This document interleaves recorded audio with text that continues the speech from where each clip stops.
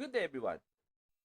So, in this part of this YouTube video, I am going to continue what to do now about this marriage thing, no? So, na-discuss ko na yung mga ilang bagay, kahit yung mga hindi naman talaga kasama sa fixed marriage, na-discuss ko na. So, anong gagawin natin kung eto na nga, nandyan na tayo, nabulyaso na tayo ng mga panguuto ni Satan pagdating sa kasal, ano ba yung mga dapat na natin gawin? So, bigyan ko kayo ng overview. So, i-discuss ko furthermore by next week ito.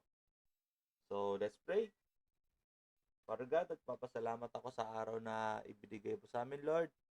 Be our speaker, be our guide, Panginoon. In everything that we do, Panginoon, ay magawa namin kung ano man yung gusto niyo po. Salamat po sa lahat. In Jesus' name we pray, our Lord. Amen. So, what to do now?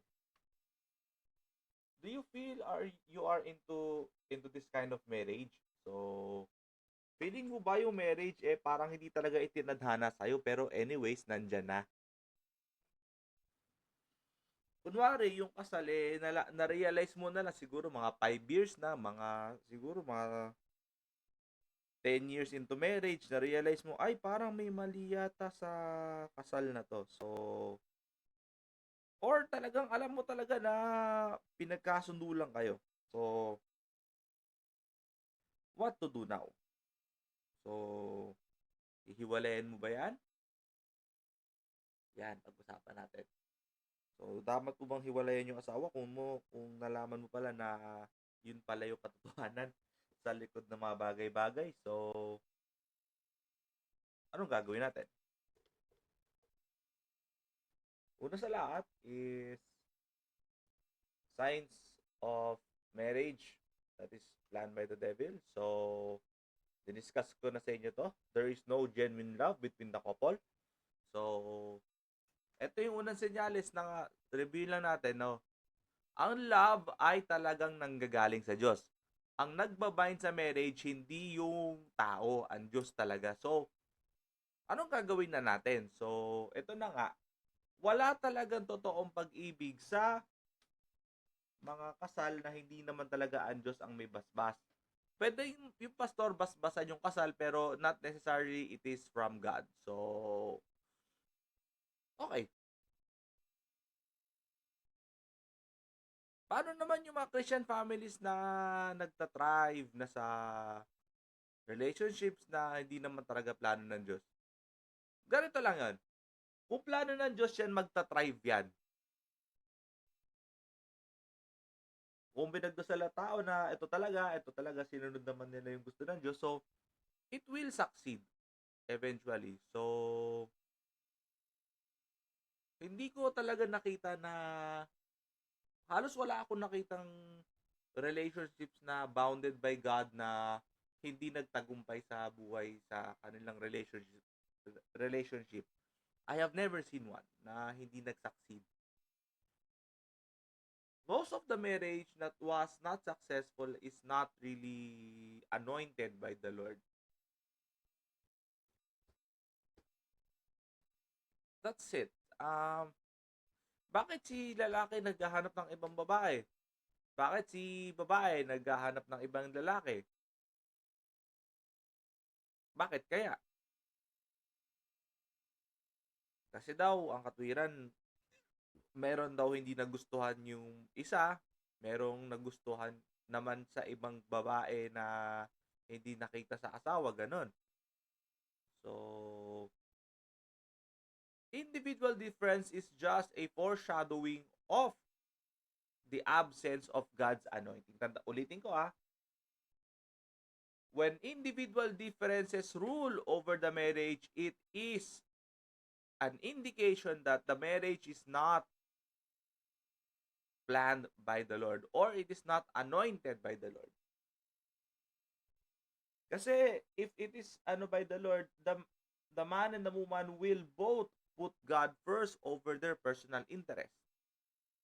Kasi for the mere fact na ikaw magpapasakop pa sa gusto ng Diyos, dapat lahat ng mga personal preoccupations mo dapat wala na.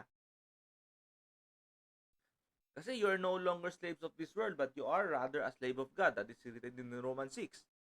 So, kung kagustuhan ng Diyos ang gugustuhin mo, isusuko mo yun. Isusuko mo lahat. So, it tells us that if it is from God, the Lord shall do its part of maintaining the emotional and the personal interest of people.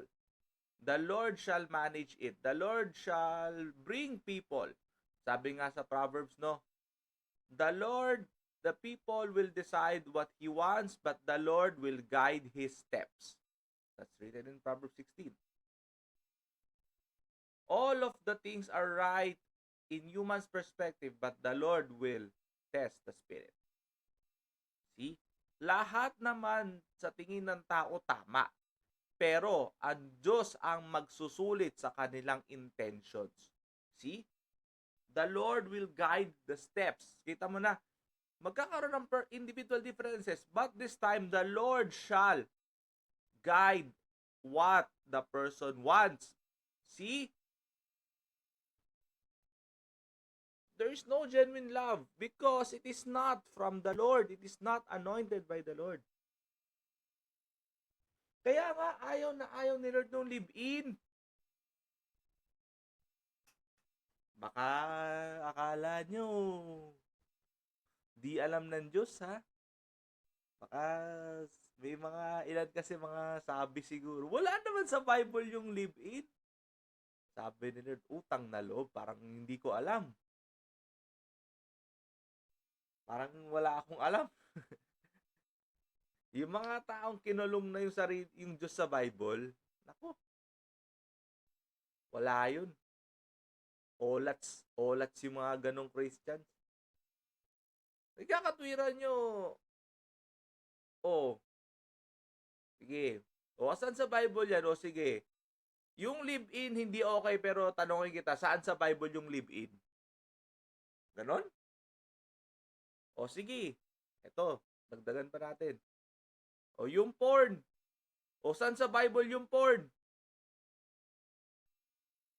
Yung mga Christians na, Bible lang tayo, sagutin nyo to. So, pwede tayo manood ng porn kasi wala sa Bible yung porn. See? Yung sasabihin nila, saan yung, saan sa Bible yung bawal mag-makeup?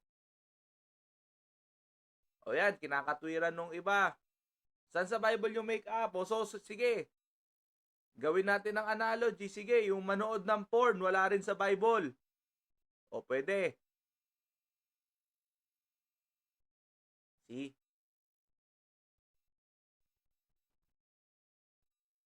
Ito tayo. So, sige. Dagdagan pa natin. Yung live-in pwede kasi wala sa Bible. Sa mga, yan kasi, hirap kasi. Hirap kasi sa mga taong, Bible lang tayo, sige. Punta tayo ng bar. Wala naman din daw sa Bible. Anyways, so, bakit ko nasabi yun? Sige. Bakit ko nasabi yun? Eto kasi yun. Sabihin na natin, sige, okay. Porn, wala sa Bible, pero ano nakasaad sa Bible? Sinabi ni Lord Jesus, isipin mo lang ang babae na may pangangalun niya ay ikaw ay nagkasala na ng adultery. Sige, live-in. Yan, sige. Wala daw sa Bible. Hindi ba't nakasaad sa kasulatan na thou shall not commit adultery? Bawal kang mangalunya sa ibang babae or lalaki. Take note hindi lang lalaki ang ligtas dito Pati yung babaeng nangangalunya sa ibang lalaki ay mapupunta rin sa dagat-dagatang apoy. So both parties tayo, hindi tayo feminist dito, hindi tayo patriarchist dito. So wala tayong pinapanigan dito. Basta pag ikaw may number 3, ikaw ay magti 3 points sa impyerno. Gano'n lang naman din 'yon. So, okay. Sige, puntahan natin tong makeup na to kasi sabi ni Lord sa akin, parang ito yung mga salarin din 'tong makeup na 'to sa mga pag-aasawa, ito sige sabi ni Lord, yung lalaki alam ko namang mahina yung lalaki sa babae. O sige sa mga ano diyan, o saan sa Bible yon na mahina yung lalaki sa babae? Eto, ba sa simula pa lang bakit eto sabi ni Lord sa'kin, "Bakit babae ginawa ko, bakit hindi na lang ako nag-assign ng anghel na tutulong sa lalaki?" 'Di ba sabi, "It is not good for man to be alone." Bakit hindi na lang nilagay sina Michael dun, bakit hindi na lang naglagay ng cherubim dun para may kasama yung tao? Bakit babae? Bakit hindi rin kapwa lalaki? Kasi the emotional needs of a woman is satisfied by the man. And vice versa. The needs of man shall be, the emotional, the psychological needs of man is meant to be solved by the woman when they become one.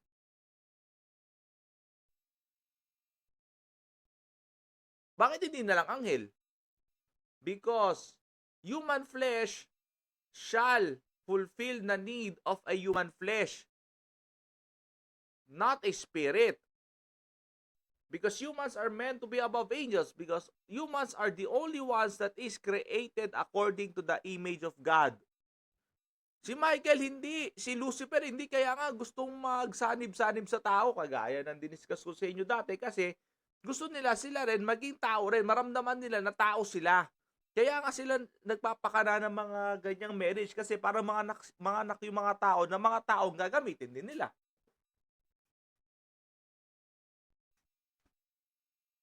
See? O sige, yan na naman tayo. Saan sa Bible yung sinabi mo? O John 10 verse 10. For the devil's plans is to kill, is to steal, and to destroy. Lahat ng gagawin nila talagang ikakasira talaga ng tao. Saan naman sa Bible yung pwedeng gamitin ni Lord yung mga yung mga kaapo-apo, nasa Leviticus yun. Pag kayo hindi kayo sumunod sa Diyos, kahit ang mga susunod na henerasyon ay susumpain, kita mo na. Nagbibigay ang Diyos ng sumpa kahit sa susunod na generation. So, alam ni Satan yon. Ibig sabihin nun, pag may sumpa, ang unang implication nun ay mawawala ang protection ng Diyos doon. Hirap kasi sa ating mga Kristiyano ngayon, Bible lang tayo eh. Oo nga, yung director mula sa Bible, pero yung principle na sa Bible, alangan naman magbigay ang Diyos ng bagay na di naman niya alam. Gusto nyo kasi yung exact term, verbatim, talaga. Ayan, sige yung makeup, pag-usapan natin, saan ba sa Bible yan? Ano yung mga principle sa Bible na ayaw ng Diyos? Do you remember Psalm 139? You are fearfully and wonderfully made. Ano ba ang idea ng makeup? Kasi sabi ni Lord sa akin, pang seduce talaga eh. Ang sasabihin ng iba, ganito, para maayos daw yung tingnan. Sabi ni Lord sa akin, bakit? Hindi ko ba kayo maayos ginawa?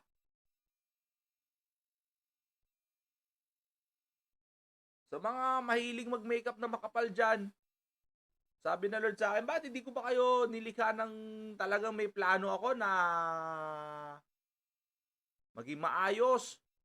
Kung di maayos, sana nilagay ko yung isang mata dun sa may bandang ilong. Sana yung ilong nilagay ko sa may bandang kaliwang side ng mata. Sana ganun.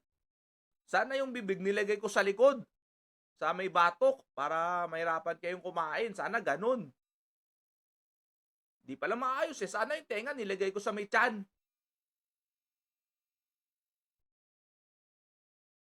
Sana nilagay ko yung puwet sa may bandang paa, para aangat nyo na lang yung paa nyo, yun na, flash na. Para di na kayo magsusuot ng mga high heels, ilagay ko na lang kaya yung mga private parts sa paa. Para kunwari, iihi kayo, tapos pag naka-high heels yung mga babae, hirap kayo umihi. Sana ganun. Hindi. You're fearfully and wonderfully made. Isipin nyo na lang, bakit yung ulo nyo nasa taas? Bakit hindi sa may bandang mukha mismo? Bakit yung pilikmata nandun sa taas? Bakit hindi na sa baba? Bakit yung bibig nasa baba ng ilong? Kasi 80% ng nalalasahan nyo nanggaling sa bibig, sa ilong. Kung hindi nyo naaamoy, malaki yung chance hindi nyo rin malalasahan. Kaya nga yung mga alcohol lovers, 80% of the taste of the alcohol is from the smell.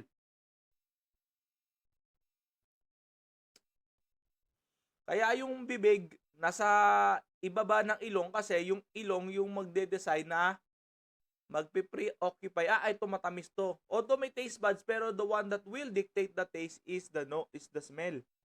Kita nyo yan? Everything is planned by the Lord. Perfectly. Tapos ikaw, mangangatwiran tayo na kailangan daw maayos tignan pag may makeup.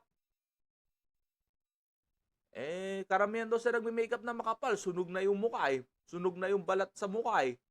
Ano maayos doon? See? Una sa lahat, it is a violation of design. Gusto nyo kasi verbatim, di kasi matanggap ng iba na ang principle ng Diyos ay it is as it is. Sa mga mahilig dyan na mag-high heels. Ba't kayo nag-high heels? Para maayos din. Sige. Sa mga, sige, sabi.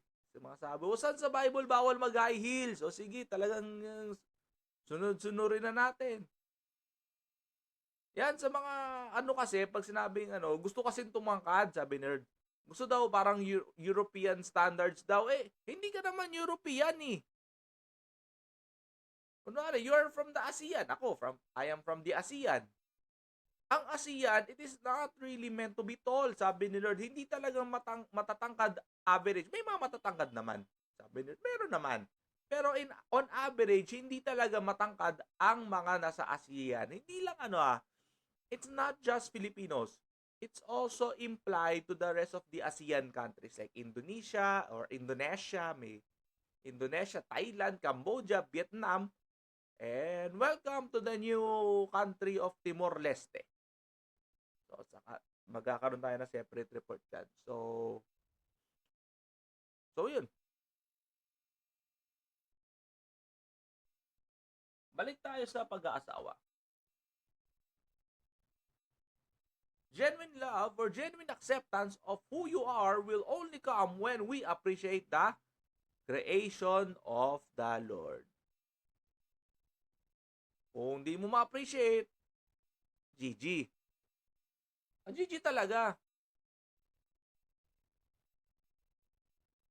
So, kung hindi mo ma-appreciate sarili mo, di mo rin ma-appreciate asawa mo. Tapos, kaya nga, sa mga babae makeup ng makeup dyan, utang na loob. Di ka ba maganda sa tingin mo? Kanino standards ba sinusunod mo? Yung mga nasa showbiz na marami ring retoke. Maraming retoke, maraming retouch. Ilang layer ba ng makeup yun? Ilang layer ba ng retoke yun? Sige. Yung mga artista dyan, tingnan mo, pag walang makeup, tingnan mo, baka magulat ka pa. Sa itsura. Yan. Ganon din sa lalaki. Sana naman mga kalalaki yan wag naman tayo mag-base sa kagandahan kasi sabi sa Bible, sa Proverbs, enjoy the wife of your youth, hindi the youth of your wife. Sabi na Lord sa akin, sige nga, pag kunwari nasa 40 ka na, 50 ka na, may dating ka pa rin ba dun sa mga magiging dalaga? Kunwari ikaw, naging ka na, pa-boomer ka na, sa tingin mo ba may dating ka pa rin ba talaga dun sa mga Gen Z? Siguro kung peperahan mo talaga, oo, pero ikaw ba kaya mo pa rin bang panindigan ang layunin mo bilang husband sa mga magiging Gen Z? Or kung ikaw, boomer ka na nga. Tapos ikaw, kunwari, Gen X, tapos yung babae mo nagmukhang boomer, sabi ni Lord sa akin, kung yung babae nagmukhang boomer, nang hindi pa naman boomer, ano mo yun? Responsibilidad mo yun bilang asawa na hindi ma-stress ng todo yung asawa mo. Kasi sabi ni Lord sa akin, yung kagandahan at yung karisma ng misis mo nakadepende sa'yo. Kasi kung binubugbog mo lang naman, kung kino-compare mo sa mga ibang babae, talagang papangit talaga yan. Tapos maghahanap yung lalaki ng iba, sabi ni Lord ay utang na loob. Tapos sasabihin nila, ba't di mo maalagaan sarili mo? Sabi nila, ikaw ba't hindi mo rin alagaan yung asawa mo? Kasi sinabi ko sa Colossians na, husbands, you must take care of your wives. Aba, wag yun naman sabihin sa Bible. Wag yun naman sabihin, wala sa Bible yung principle na dapat yung asawa alagaan yung babae. Dapat ang lalaki ang mas mayroong responsibility sa relationship because it is prescribed by the Bible. Yan. Introduction pa lang pala to. So, yun lang naman. So, I see you next time. God bless.